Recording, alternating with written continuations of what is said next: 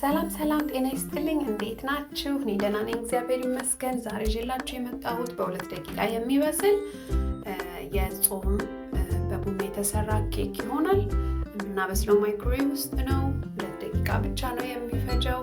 ሁሉንም ነገር እንደዚህ ፊት ለፊት አዘጋጅቼ ምን እንደሚያስፈልግ ነግራችኋለሁ። ይሄ መበጥበጫ ቦሌ ነው። እዚህ ጋር 4 የሾርባ ማንኪያ የፍርኖ ዱቄት አለኝ። እዚህ ጋር ደግሞ 1 የቡና ስኒ ወተት አለኝ። እኔ የተጠቀምኩት ሶያ ወተት ነው። እዚህ ጋር ደግሞ 4 የሾርባ ማንኪያ የቬጂቴብል ኦይል ነው። እዚህ ጋር 1 በጣም አልሞላውም በጣም እንዲጣፍጥ ስለማልፈልግ 1 ስኳር ነው። እዚህ ጋር ቫኒላ ቤኪንግ ፓውደር እና እዚህ ጋር ማቀላቀልበት ቡና አለኝ ማለት ነው። በጣም ቆንጆ ቃናውን እንዲቀይር የሚያደርግልን ለየት የሚያደርገው ይሄ ቡና ነው ማለት ነው። አሁን እዚህ ጋር ስኳሬንና ዘይቴን ቀላቅልና በደንብ አማስለዋለሁ ማለት ነው። ይሄን ኬክ አብዛኛውን ጊዜ የምሰራው እኔ ለብቻዬ እንዲህ ኬክ ሲያምረኝ መብላት ስፈልግ በጣም ትልቅ ኬክ መጋገር ሳልፈልግ ስቀር ነው።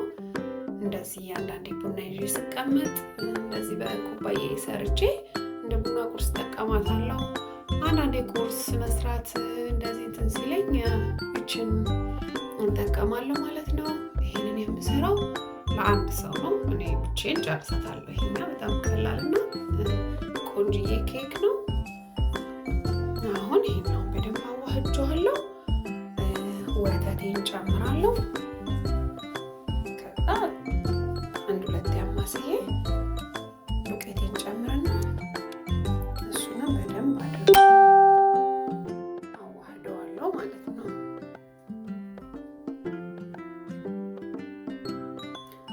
እዚህ ምንም ነገር አይጓጉልም። እንደዚህ በደንብ አድርገን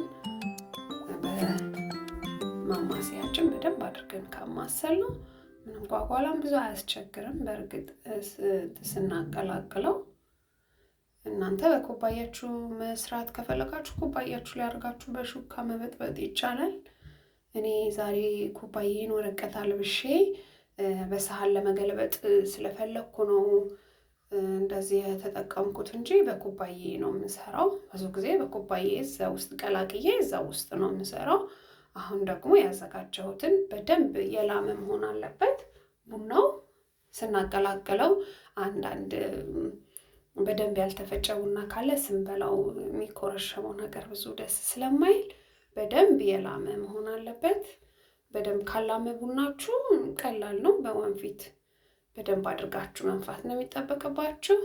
እዚህ ጋር ቤኪንግ ፓውደሬን እና ጠብታ ቫኒላዬን አድርጌ በደንብ በጠብጠዋለሁ ማለት ነው።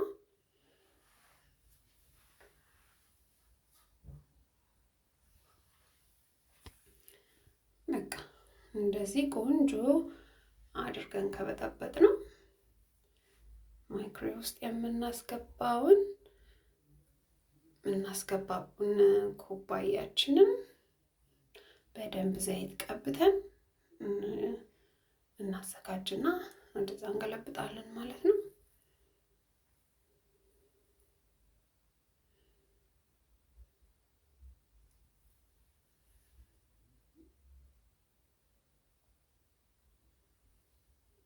በቃ አሁን ሁሉም ነገር አልቋል። ይሄኛውን ትንሽ ወደ አየር ውስጥ ምናምን እንዳይኖር በደንብ ይሄንን ሙጥጥ አድርጌ ሊጤን ከገለበጥኩ በኋላ መታ አድርገዋለሁ ኩባያውን ይዤ ማለት ነው። አንዳንድ አየር ውስጥ ስለሚኖር ስንጋግረው በአንዱ ቦታ ኩፍ የማለት ያሳየናል ማለት ነው። በቃ ይሄንን አሁን 2 ደቂቃ ማይክሮዌቭ ውስጥ አበስለዋለሁ ማለት ነው።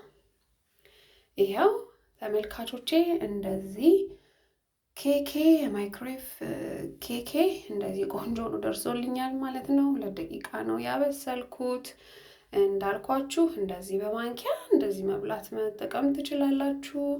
እናንተ በሳህን መገልበጥ ካልፈለጋችሁ ይኸው በደንብ በስሎልኛል። ውስጡ ፍርፍር ያለ ሆኗል። ትንሽ እኔ በትኩሱ እንትን ስላረኩት የሆነ እንደ ልፍጥጥ ነገር ብሏል። በደንብ ግን ከበረደ በጣም ነው የሚጣፍጠው። በጣም የተፈረፈረ ስፖንጅ የሆነ ኬክ ነው የምታገኙት። ይኸው እዚህ ጋር ወደ ሳህን ስገለብጠው በጣም ቆንጅዬ የአንድ ሰው ለቁርስም የምትሆን መክሰስም እንደ መክሰስም የምትሆን ቆንጅዬ ኬክ ሆናልናለች ማለት ነው። እንደዚህ በጾም ጊዜ መጠቀም እንችላለን ማለት ነው። እዚህ ጋር ደግሞ እንደዚህ የምነሰንሰው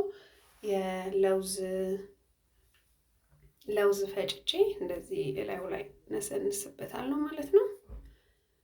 እርግጠኛ ነኝ ከሞከራችሁት በደንብ ነው የምትጠቀሙት ብዬ አስባለሁ።